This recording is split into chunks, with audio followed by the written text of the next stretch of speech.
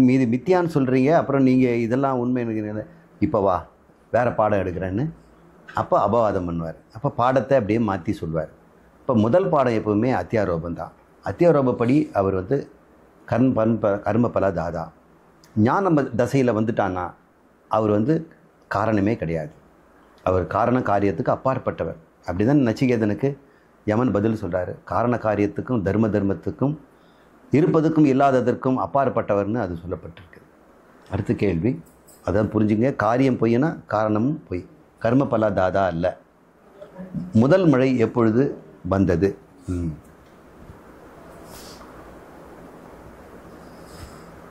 இந்த பூமிக்கு 2 எவல்யூஷன் நம்ம சொல்கிறோம். பயாலாஜிக்கல் எவல்யூஷன், ஜியாலாஜிக்கல் எவல்யூஷன் அப்படின்னு 2 எவல்யூஷன். இப்போ பூமி 2லையும் எவால்வ் ஆகுது. ஜியாலாஜிக்கலாக பூமி ஒரு பக்குவ நிலை வந்த பிறகு பயாலாஜி உயிர்கள் தோன்றி அது எவால்வ் ஆகுது. இப்போ உயிர்கள் எப்போ தோன்றுச்சுன்னா ஒரு 3 பில்லியன் வருஷத்துக்கு முன்னாடி தோன்றுச்சு. பூமிக்கு 5 பில்லியன் வருஷம்னு சொன்னேன். இப்போ முதல் 2 பில்லியன் வருஷத்தில் பூமியில் உயிரே கிடையாது. அப்போ எப்படி தான் இருந்த பூமி? எப்படி இருக்குன்னு யார் சொல்லுவா? யாருக்கும் தெரியாது. ஆனால் நம்ம ப்ரொஜெக்ட் பண்ணலாம். அதான் ரிவர்ஸ் என்ஜினியரிங்கிறோம். இப்போ இருக்கிற கண்டிஷன் அப்படியே ப்ரீவியஸ் கொண்டு போகிறோம். அங்கே கொண்டு போகுது பூமி அனல் பந்தாக இருந்தது. அதில் ஒரு பொருளை இன்னொரு பொருளை வித்தியாசம் சொல்ல முடியாது. அது நிலம், நீர், காற்று, ஆகாயம்னு எதுவுமே நம்ம சொல்ல முடியாது. எல்லாமே ஒரு அனல் பந்தாக இருக்குது. இந்த அனல் பந்து எங்கேருந்து வந்ததுன்னா சூரியன்லேருந்து தான் வந்தது. சூரியன் உண்டாகும் பொழுது அவர் நிறைய எடுத்துக்கிட்டாரு, சூரியன் ஆகிட்டார். கொஞ்சம் மிச்சமாக இருக்கிறதெல்லாம் அப்படி விட்டுட்டார். அதெல்லாம் அப்படியே சுற்ற ஆரம்பிச்சிடுச்சு. இப்போ முதல்ல சூரியனும் பூமி போன்ற 9 கோள்களும் ஒரு வாயு பந்தாக தான் இருந்தது. அப்படியே ஒரு வாயு பந்து சுற்றுச்சுன்னா தட்டையாயிடும், ஆப்பம் மாதிரி. அப்போ ஆப்பம் மாதிரி இருக்கிறத வெளியேற்றத்தில் இருக்கக்கூடியதெல்லாம் வேகமாக சுத்தம், உள்ளே இருக்கிறதெல்லாம் கொஞ்சம் மந்தகதியில் சுத்தம், நடுவில் இருக்கிறது சுற்றுறது இல்லாமல் இருக்கும். அப்போ நடுவில் இருக்கிறது மட்டும் திரண்டு சூரியன் ஆயிடுச்சு. வெளியே இருக்கிற விளிம்பெல்லாம் அங்கங்கே திரண்டு 9 கோள்கள் ஆயிடுச்சு. இப்போ நம்முடைய பூமியும் சூரியன் மாதிரி தான் இருந்திருக்கோம் ஆரம்பத்தில். ஏன்னா அவர் இப்படி இருப்பார். ஆனால் சூரியனில் எப்போ மேக்சிமம் ஹீலியம் அதெல்லாம் விட்டுடுவோம். இப்போ பூமிக்கு மட்டும் வருவோம். 5 பில்லியன் வருஷத்துக்கு முன்னாடி சூரியனும் பூமியும் ஒன்றா தான் தோன்றுச்சு. சூரியன் தோன்றிட்டு அப்புறம் அந்த பூமியெல்லாம் உண்டாகலை. குழந்தை குட்டிகளோடு அவர் தானாக தான் வந்தார். ஒரே சமயத்தில் வந்தாங்க. இந்த பூமி அனல் பந்தாக இருக்கும் பொழுது அதில் இரும்பு, அலுமினியம், தங்கம், யுரேனியம், அப்புறம் ஹைட்ரஜன், ஆக்சிஜன் எல்லாமே எலிமெண்டல் ஃபார்மில் இருந்துருது. எவ்வளோ நாள் இருக்க முடியும்? சூரியனோ அனலையும் சக்தியும் உற்பத்தி பண்ணக்கூடிய நிலையில் இருக்குது. ஆனால் இவங்களுக்கு அப்படி சக்தி இல்லை. இந்த ஃபியூஷன் எனர்ஜி இல்லை. ஆனால் சூரியனுக்கு உண்டு. இப்போ பூமி என்னாகும்? நாளாக சக்தியை வெளிவிடத்தான் செய்யும். கூலிங் ஆகும். வெளியே சுற்றி இருக்கக்கூடிய அகண்டாகாரம் கூலாக இருக்குது, -, டிகிரியில் இருக்குது. ஏன்னா ஆகாயத்தில் போனால் என்ன டெம்பரேச்சர்?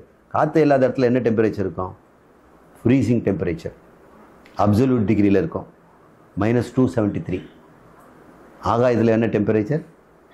-273. அதான் பரபூஜ்யங்கிறோம். Kelvin, 0 kelvin. அப்போ அந்த டெம்பரேச்சரும் பூமி இவ்வளோ சூடன்னா கொஞ்சம் கொஞ்சமாக வெப்பத்தை விட்டுடும் இல்லை ரேடியேஷனில். இப்போ பூமி கூலாகும் இல்லை. கூலாகும்போது அணுக்களெல்லாம் திரண்டு ஹெவியாக இருக்கிறதெல்லாம் நடுவில் போயிடுச்சு. யுரேனியம்லாம் heavy metals, rare earth materials, magnesium, manganese, அப்புறம் இந்த இரும்பு, அயன். இதுதான் பூமியினுடைய நடு மையம், கோர். அதுக்கு மேலே மேண்டில், அதெல்லாம் சிலிக்கா, இந்த மாதிரி பொருட்கள், மண், கல், இதுங்கெல்லாம் அப்போ உருகி அங்கே இருக்குது பார்க்குறோம். கொஞ்சம் அலிமண்ணெலாம் கொஞ்சம் மிக்ஸ் ஆகிருக்குது. பூமி கூலான உடனே அப்பவும் செவேல்னு இருக்குது, செவன்னு இருக்குது. தண்ணியும் இருக்குது அதில், ஆனால் ஆவியாக இருக்குது. ஹைட்ரஜன் ஆக்சிஜனை இணைந்து வேப்பராக இருக்குது. வேப்பர் அப்படியே மேலே சுற்றி இருக்குது, உள்ளே விட சூடாக இருக்குது. இப்போ நீங்கள் என்ன பண்ணுறீங்க? அப்படியே பொறிச்சு கொண்டு வந்துருக்கிறீங்க லட்டு அல்லது போண்டா. அதுக்கு மேலே என்ன ஆவி இருக்குது? இல்லை இட்லி கூட கொண்டு வாங்க, சுட இட்லி கொண்டு வந்தால் அது மேலே ஆவி இருக்கும் இல்லை? அந்த மாதிரி தண்ணீர் ஆவியாக பூமியை சுற்றி இருந்தது. அது ஏன் ஆவி பறந்து போயிடுச்சு? இட்லிலேருந்து ஆவி போயிடுது இல்லையா, பூமி எடுத்து போகிறதில்ல. ஏன்னா கிராவிட்டி இருக்குது. பூமியினுடைய பந்து மாதிரி இருக்குது. அதுக்கு மேலே ஒரு 50-60 கிலோமீட்டருக்கு இந்த நீராவி நிறைஞ்சிருக்குது. இப்போ தொலைவுலேருந்து இந்த பூமியை பார்த்தோம்னா வெளிச்சமே தெரியாது, வெறும் ஆவி மாதிரி தான் தெரியும்.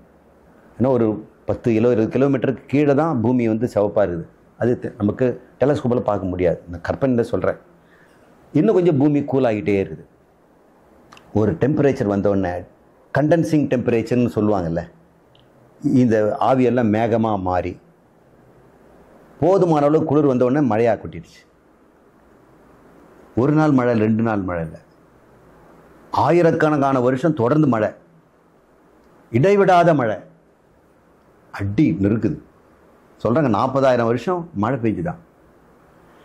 அந்த மழையெல்லாம் பூமியில் விழுந்த உடனே ஆவியாகிடுது. மறுபடியும் ஆவியாகி நீராவி மேலே வந்த உடனே மறுபடியும் கண்டென்ஸ் ஆகி மறுபடியும். இப்படி பூமியை குளிர் வச்சது யார்? மழை தான். இப்படி தன்னுடைய சூடெல்லாம் தண்ணிக்கு கொடுத்து தண்ணி வந்து மழையாகி கொட்டி ஹீட் எக்ஸ்சேஞ்சர் மாதிரி. இப்போ நம்ம ஹீட் எக்ஸ்சேஞ்சர் அப்படி தானே பண்ணி நம்ம தண்ணியை ஆவியாக்கி கூல் பண்ணிக்கிறோம். இப்படி ஆச்சுங்க. அந்த மழை தான் முதல் மழை. அது எப்போ நடந்தது? கிட்டத்தட்ட ஒரு 3 பில்லியன் வருஷத்துக்கு முன்னாடி அது மழை.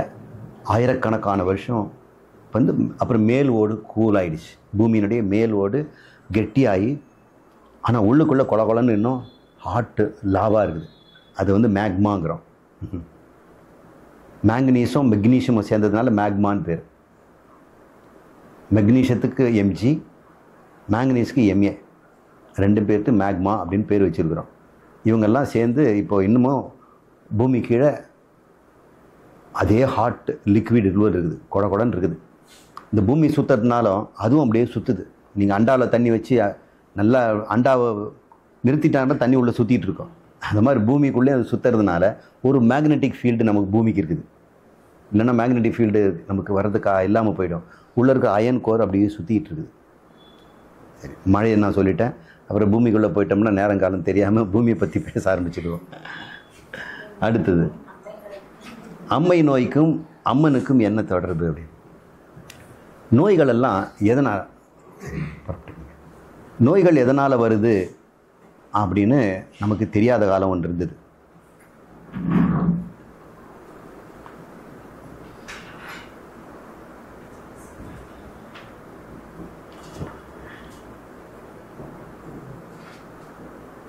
கொசுக்களால் தான் மலேரியா வருதுன்னு தெரியாது. கல்கத்தா போன்ற இடத்துலையும் நிறைய வந்து இந்த மெடிட்டரேனியன் அந்த ஈக்குவேட்டர் சொல்லக்கூடிய ஏரியாலெல்லாம் கொசுக்கள் நிறைய இருக்கும். அந்த வார்ம் கிளைமேட்டில் தான் கொசுக்கள் இருக்கும். இங்கே தான் இந்த நோயெல்லாம் வந்தது. இந்த நோய் வந்து மலேரியா காய்ச்சல் வந்ததுன்னா முறை காய்ச்சல்னு சொல்கிறோம். ஈவினிங் 4 o'clock ஃபீவர் வரும். அவ்வளோ ஆனால் குளிர் ஜுரம் வரும், ஜன்னி. அப்புறம் கூல் ஆகிடும் நைட்டு. இப்போ மறுநாள் ஈவினிங் 4 மணிக்கு வரும். இது பேர் முறை காய்ச்சல். டைஃபாய்டு இதே மாதிரி முறை காய்ச்சல் வரும். நம்ம தமிழ் அப்படி பேர் வச்சுருக்கிறோம். இந்த முறை காய்ச்சல் வர்றதுக்கு என்ன காரணம் அப்படின்னு யோசனை பண்ணி பார்க்கணும். தண்ணியாக இருக்குமோ அப்படின்லாம் யோசனை பண்ணி பார்க்கும்போது ஏதோ ஒரு கெட்ட காற்று தான் இதை வந்து உண்டாக்குது அப்படின்னு லண்டனில் இருக்கிற டாக்டர் வந்து, அங்கே தான் மெடிக்கல் ரிசர்ச்செல்லாம் ரொம்ப அதிகமாச்சு. அங்கே ரொனால்ட் ராஸ் அப்படிங்கிறவர் இந்தியாவுக்கு வரார். அவர் தான் முழுசாக 2 சைக்கிளும் கண்டுபிடிச்சார். நம்ம மலேரியாவுக்கு போக வேண்டாம், காற்றுலேருந்து தான் இது வருது. கொசு காற்று வழியாக வந்து கடிக்குதுன்னு தெரியல அவங்களுக்கு. கொசு தான் அந்த காய்ச்சலுக்கு காரணம் தெரியாது. ஆனால் காற்றுலேருந்து வர்றதுனால கெட்ட காற்றுன்னு பேர் வச்சுருக்காங்க. இப்போ கூட நம்ம என்ன சொல்கிறோம், காற்று கருப்பு படப்போகுதுன்னு தான் சொல்கிறோம். ஆனால் காற்று கருப்பு ஒன்று 2 சொல்கிறோம். இந்த காற்றுங்கிறது ஏரியா அப்படின்னு பேர்.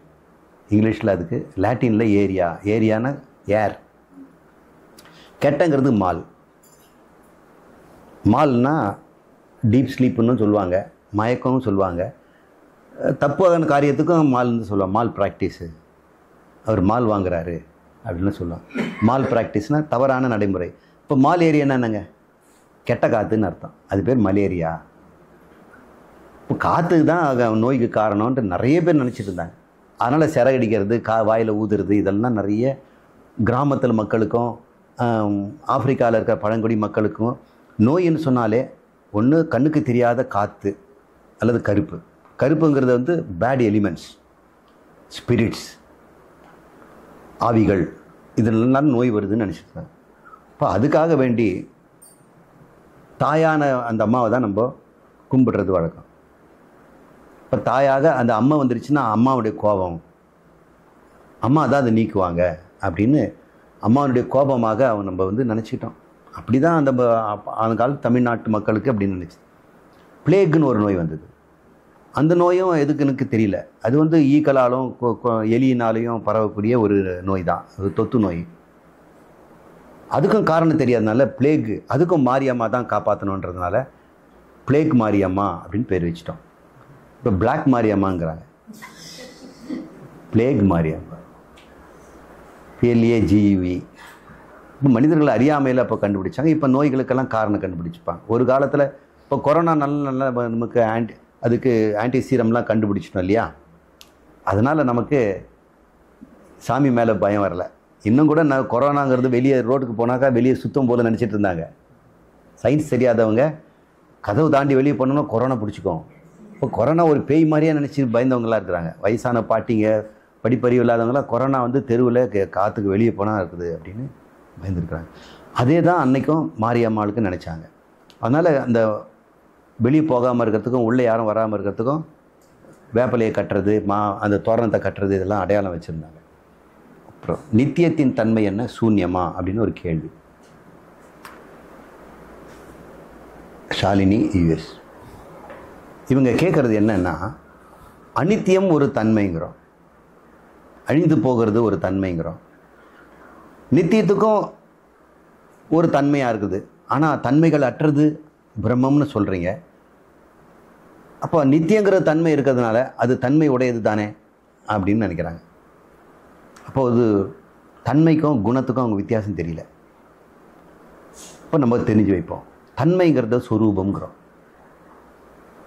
தன்மைங்கிறது தத்மை, அதுவாக இருத்தல்.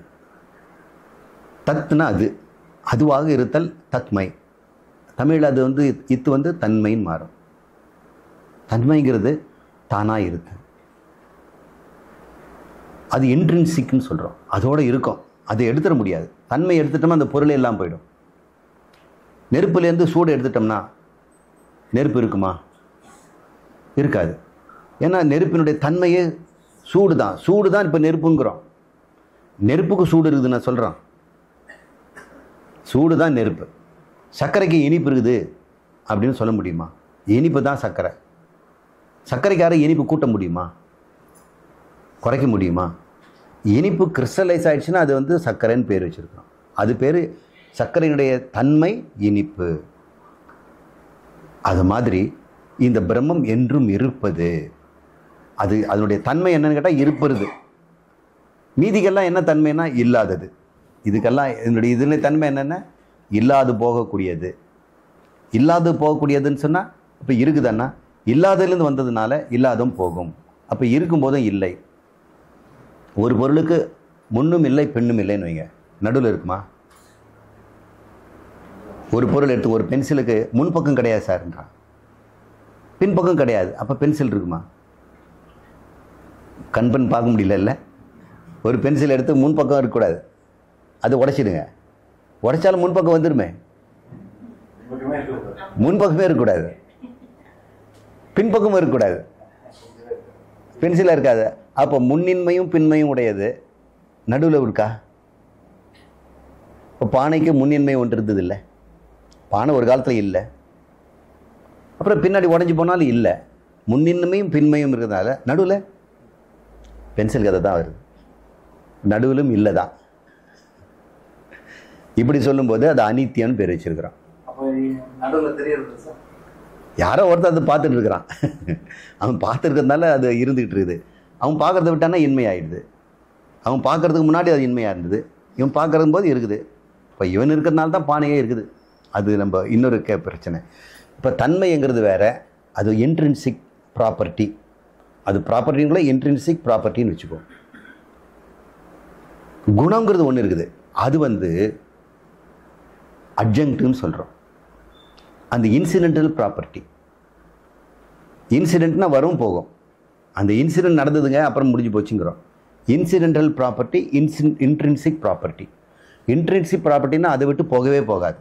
சர்க்கரைக்கு இனிப்பு மாதிரியும், நெருப்புக்கு சூடு மாதிரியும், சூரியனுக்கு வெளிச்சம் மாதிரியும், அதை விட்டு அது போகாது. ஆனால் இன்சிடென்ஷியல் ப்ராப்பர்ட்டின்னு ஒன்று இருக்கு வச்சுங்க. அந்த சர்க்கரையை வேறு ஏதாவது கோட்டிங் போட்டு மூடி வச்சுட்டோன்னு வைங்க, அப்போ அந்த ப்ராப்பர்ட்டினால் அது இன்ட்ரின்சிக் ப்ராப்பர்ட்டி போயிடுமா என்ன? அது மறைக்கலாம், அது போகலாம்.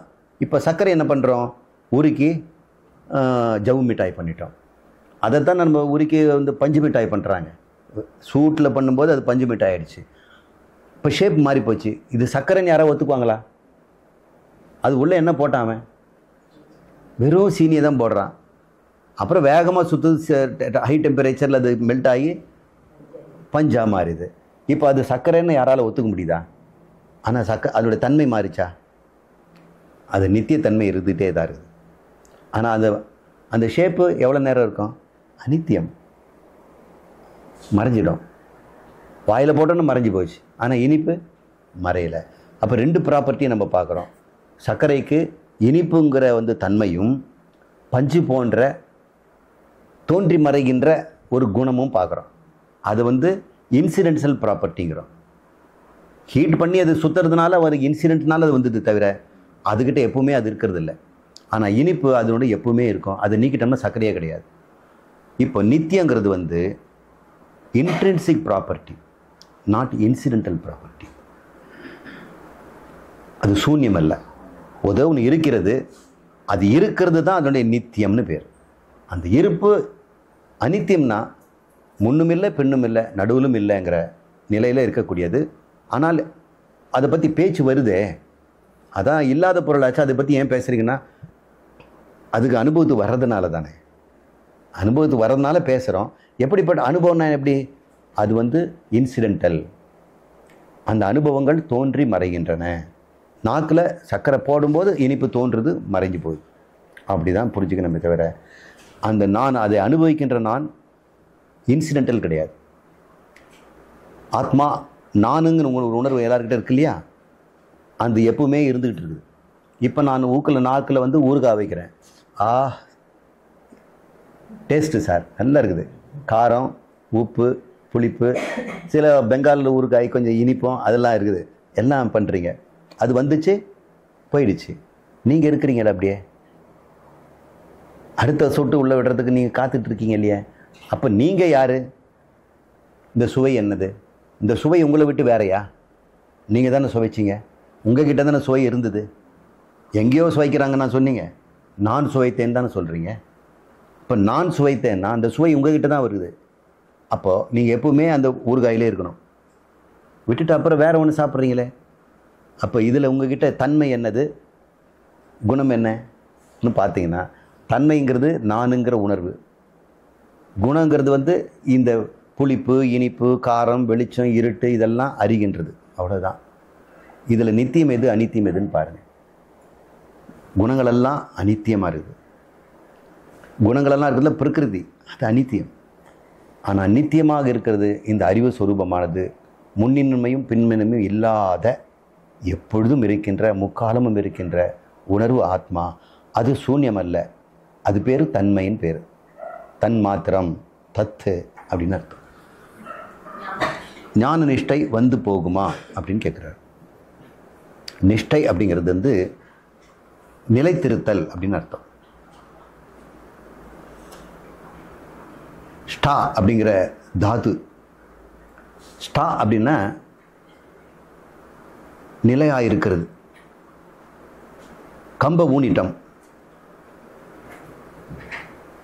என்னப்பா கம்பு ஊனிட்டியா அப்படின்னு கேட்குறான். ஆமாம் சாமி, நல்லா ஊனிட்டேன் சாமின்னு. இவர் சும்மா இருப்பாரா? போய் ஆட்டி பார்ப்பார். டேய் ஆடுதுடா, இன்னும் இதோ அடிச்சிடும் சாமி அப்படின்னு மறுபடியும் கல் மண்ணையும் போட்டு இடின்னு இடிப்பான். இடிச்சவொன்னு இப்போ பாருங்கள் சாமின்னு ஆட்டி பார்ப்பார். இன்னும் கொஞ்சம் லேசாக ஆடுதுறான்னு இந்த வந்த சாமின்னு இன்னொரு கல் கொண்டாந்து போட்டு இடிக்கிறான். இடிச்சோடனே இப்போ பாருங்க, இல்லை, அது பேர் நிஷ்டா. இப்போ நம்மக்கிட்ட ஞானம் வந்துடுச்சா அப்படின்னு நம்ம ஆட்டி பார்க்கணும். ஆடிச்சுன்னா போட்டு இடிக்கணும், சிரவண மனனம். இனிமேல் இடிக்க வேண்டியதில்லை, அது அசையாது அப்படின்னு தான் நிஷ்டா. நம்மக்கிட்ட இனிமேல் அசைக்க முடியாத ஞானம் வந்துடும். அப்படின்னா என்ன? எவனோ இறைவனே அல்லது சங்கராச்சாரியரை வந்து அத்வைதம் தப்பு, நான் தப்பாக சொல்லிட்டேன், எல்லாத்தையும் அழிச்சிடுங்க ப்ளீஸ் ப்ளீஸ் அப்படின்னு கெஞ்சினாகூட போயிட்டு வாயா அப்படி சொல்ல மாட்டார். நான் பேச்சு சொல்கிறேன். ஆனால் அந்த சங்கராச்சாரியன் பேர் போட்டுட்டு நிறைய பேர் எல்லாம் சொல்லுவாங்க, அவன் சொல்கிறத நம்பாதீங்க, தியானம் பண்ணுங்க, யஜ்ஞம் பண்ணுங்க அப்படின்லாம் சொல்லுவாங்க. அப்படியே இருந்தாலும் நிஷ்டையில் இருக்கிறவன் அதுலேருந்து நழுவவே மாட்டான். அது நிஷ்டா. அந்த நிஷ்டை வர்றதுக்கு தான் நம்ம நிதித்தியாசனம்னு பேர். இப்போ ஆட்டி பார்த்து அதுக்கு உறுதி கொடுத்து இந்த ஞானம் பலமாக நின்று போச்ச பிறகு அவன் ஆட்டுறதை நிறுத்திடுவான். இனிமேல் அதெல்லாம் செய்ய மாட்டான். அப்படிப்பட்ட நிலைக்கு அந்த நிஷ்டை. அந்த நிஷ்டைக்கு சாதனங்கள் நிதித்தியாசனம். அப்புறம் நிஷ்டை முடிஞ்சு போச்சுன்னா என்ன ஆவார்? அவர் ஆடாமல் இருப்பார், அவ்வளோதான். ஆட்டி பார்க்குறது மட்டும் செய்ய மாட்டார், ஆனால் ஆடாமல் இருப்பார் இல்லையா, அது பேர் நிஷ்டா. இப்போ நிஷ்டாவில் 2 பகுதி இருக்குது. முதல்ல ஆட்டி பார்த்து நிறுத்துறது, அதுக்கப்புறம் இனிமேல் ஆட்டாமல் விட்டுறது. இது கண்டினியூஸாக, இது பேர் நிஷ்டான்னு பேர். அது வந்து போகிறதில்ல, அது ஆட்டி பார்க்குற வரைக்கும், நிலைப்படுற வரைக்கும் அது வந்து போகிற மாதிரி இருக்கும். அப்புறம் அது ஆட்டி பார்த்து அது உறுதி செய்த பிறகு சிரவண மனத்தினால அது நிலைப்பட்டுடும். அப்புறம் சூக்ஷ்ம உடலும் ஆத்மா நகருமா அப்படின்னு ஒரு கேள்வி. ஒரு பானை கொடுக்குறீங்களா?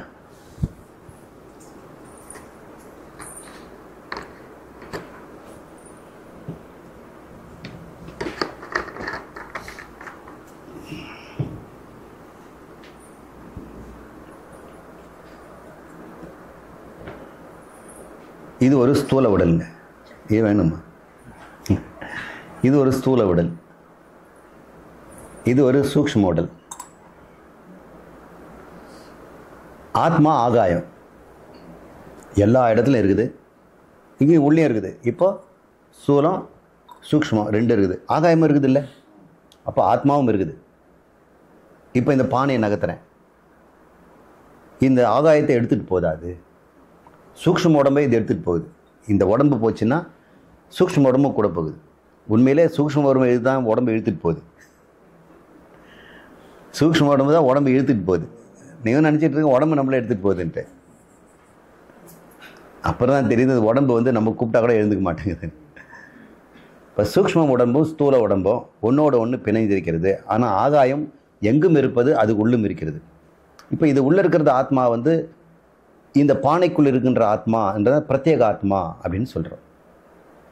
அறியாமையில் இதை வந்து அகங்காரம்னு சொல்லிட்டோம். இப்போ இந்த பானைக்கு ஞானம் வந்துடுச்சு, இந்த சூக்ஷ்ம சரீரத்துக்கு ஞானம் வந்துடுச்சு. என்ன? அகங்காரங்கிறது ஆத்மா தான்.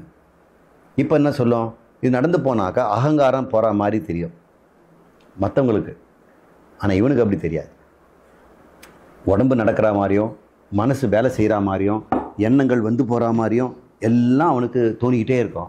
ஆனால் அவன் மாட்டோம் அசையாதவன் மாதிரியும், உடம்புக்குள்ளே இல்லாதது மாதிரியும், உடம்புக்கு வெளியெல்லாம் இருக்கிற மாதிரியும், அவனுக்குள்ளே தான் உடம்பெல்லாம் ஆடுற மாதிரி தெரியும். இது வரைக்கும் உடம்புக்குள்ளேயும் ஆடிக்கிட்டு இருந்தான். உடம்பு ஆட்டினா ஆட்டாதீங்க சார் அப்படின்பான். இப்போ உடம்பு என்ன ஆட்டம் ஆட்டினாலும் அவன் வந்து ஆடாதவனாகவும், இந்த மனசு என்ன தான் குதித்து ஆட்டம் போட்டுட்டு இருந்தாலும் அவன் ஆடாது. தனக்குள்ள மனசு என்னென்னவோ செய்கிற மாதிரி, தனக்குள்ளே இந்த உடம்பு படுக்குது, நடக்குது, போகுது, வருது, வண்டி ஓட்டுது, பேசுது அப்படின்னு தனக்குள் நடப்பதாக அவன் பார்க்கிறான். முன்ன வந்து இதற்குள் தான் இருப்பதாக இருந்தான். அதுதான் அந்த சூக்ஷ்ம உருவம் வந்து எங்கே போனாலும் எங்கும் ஆகாயம் இருக்கிறது. அதனால் புலன்கள் செல்வதற்கு முன்னாடியே ஆத்மா அங்கே இருக்கிறது அப்படின்னு ஒரு உபனிஷத் சொல்லுது. புலன்கள் ஒன்று பார்க்க போகும்போதே ஆத்மா அங்கே ஏற்கனவே இருக்குதான். அதனால் இவங்க எங்கே வேணாலும் போனாலும், சார் 2 பனியன் எடுத்துங்க சார், ஒரு டவல் எடுத்துக்கங்க, எதுக்கும் இன்னொரு சாக்ஸ் 2 எடுத்துக்கங்க அப்படின்லாம் சொல்கிறாங்க. அப்புறம் கையோட கொஞ்சம் இடமா எடுத்துகிட்டு போங்க சார், டெல்லியில் இடம் இல்லைன்னு சொல்லுவாங்களா? யாரும் ஆகாயத்தை தூக்கிட்டு போக வேண்டியதில்லை. எங்கே போனாலும் ஆகாயம் ரெடியாக தான் இருக்குது. எங்கே போனாலும் அதனால் ஆத்மாவை நம்ம, ஆனால் கூட நமக்கு ஆத்மா எடுத்துகிட்டு போகிற மாதிரி இது பானையை எடுத்துகிட்டு போனால் அந்த ஆகாயம் நகர்ற மாதிரி தெரியுது. அது ஒரு பிராந்தி ஞானம் தான், ஒரு தோற்ற மாயை தான். நம்ம எவ்வளோ யோசனை பண்ணி பார்த்தாலும் அந்த பானைக்குள்ளார ஆகாயம் பானையோடு போகிற மாதிரி தான் தெரியுது. நீங்கள் வேணால் எவ்வளோ ஒரு பெரிய புத்திசாலியாக இருந்துப்பாங்க, கிரேட்டு சயின்டிஸ்டாக கூட இருக்குங்க, நான் இந்த பானையை நகர்த்துறேன், உள்ள ஆகாயம் போகிற மாதிரி தானே தெரியுது. அனுபவத்தை அப்படி தானே தெரியுது. ஆனால் அறிவு சொல்லுது ஆகாயம் நகரவே இல்லை, ஆகாயம் அசையாமல் இருக்குது, இது அதில் தான் நகருது அப்படின்னு. ஆனால் நம்முடைய அனுபவம் என்ன சொல்லுது? உள்ளே இருக்கிறது அப்படியே தான் இருக்குது. ஏன் அப்படி சொல்கிறாங்கன்னா, பாருங்கள் சார், எங்கே எடுத்து போனாலும் வாசனை வருது அந்த இடத்துல அப்படின்னு. இடத்துல வாசனை இல்லை, அந்த பானையில் இருக்கிற காற்றுல தான் வாசனை. நம்ம அனுபவங்களெல்லாம் எப்பொழுதுமே இந்த சரீரத்தோடு ஆத்மா நகர்வதாக வாழ்ந்து விட்டதுனால நமக்கு அனுபவத்திற்கு ஆத்மா உடலில் இருப்பது போலவும், அறிவுக்கு ஆத்மா அது உடலில் இல்லை எங்கும் இருப்பதாகவும் நமக்கு இருக்கும். அப்போ அறிவு ஒன்றை சொல்லுகிறது, உணர்வு இன்னொன்றை சொல்லுகிறது. இந்த முரண்பாடு ஆரம்பத்தில் இருக்கும். நாளாக நாளாக இந்த முரண்பாடு நீங்கிடும். இந்த முரண்பாடு நீங்கிடும்னா அப்போ அவன் அசைய மாட்டானா, போக மாட்டானா, எப்பவும் போல செய்வான். ஆனால் என்ன உணர்வான்? தன்னில் எல்லாம் அசைவதாகவும், இந்த சரீரமும் மனமும் என்னில் அசைகின்றன, நான் அசைவதில்லை அப்படின்னு பார்ப்பான். அதான் பகவான் சொல்கிறாரு, அசைவில் அசைவின்மையும் அசைவின்மையில் அசைவின்மையும் பார்க்கிறான் ஞானி அப்படின்னு பார்ப்பான். அவன் எப்பவுமே அசைவையும் பார்க்குறான், அசைவின்மையும் பார்க்குறான். அசையாதவன் நான், அசைவதும் என்னில் இருக்கிறது அப்படின்ற ஒரு உணர்வோடு வாழ்கிறான். அது பேர் சாட்சி பாவம்னு பேர். சரி, நிறைவு செய்துக்கலாங்களா? ஓம் பூர்ணமத பூர்ணமிதம் பூர்ணாத் பூர்ணமுதச்யதே பூர்ணஸ்ய பூர்ணம் ஆதாய பூர்ணம் ஏவா வசிஷ்யதே. ஓம் சாந்தி சாந்தி சாந்தி. ஹரிஹி ஓம். ஸ்ரீ குருப்யோ நம. ஹரிஹி ஓம்.